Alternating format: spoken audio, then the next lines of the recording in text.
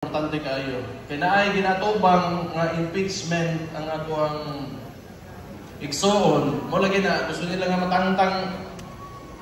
Di nila gusto eleksyon eh. Di nila gusto nga moduwag patas. Unya maniobraho nila ang mga tao sa gobyerno, tanang resources sa gobyerno aron makuha nila ng gusto. Kaya kani mga Marcos manggod sa tinuod lang ug makahinomdom mo.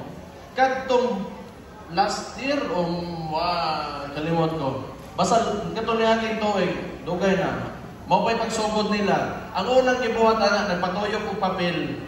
Unya ginaingon nila nga gikan sa mga tawo kuno nga bisag dili gikan sa Congress, gitawag nila nga People's Initiative. Kadto og natiwas to nila, nakapapirma sila mga tao, nakailag yun sila.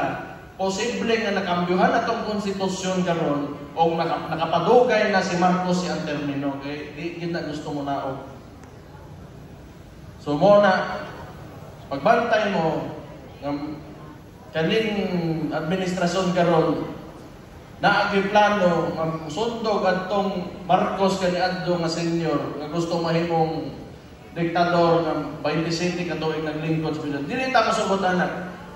Wala ni piliay yung politika. Tanan ta mo agi o eleksyon dapat yun. So karon naatay mga senator nga ginatawag nato nga Duterte senatorial candidates. Pero kani sila under report ni sila sa PDP laban nga maupoy national nako nga unsa mga kauban nako sa partido.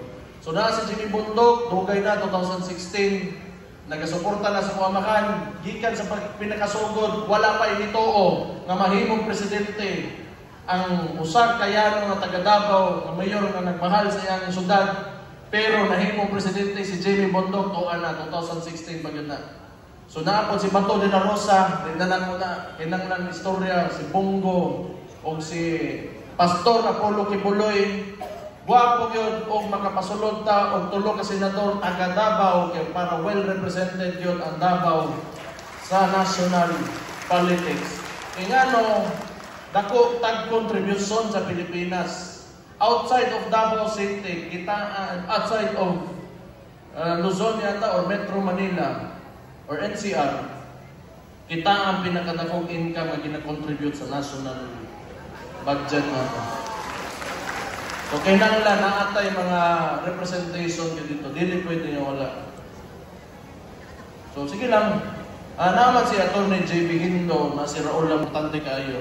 Kaya naay ginatubang nga impeachment ang ako ang igsoon. Mo lagi na, gusto nila nga matangtang. Di nila gusto eleksyon eh. Di nila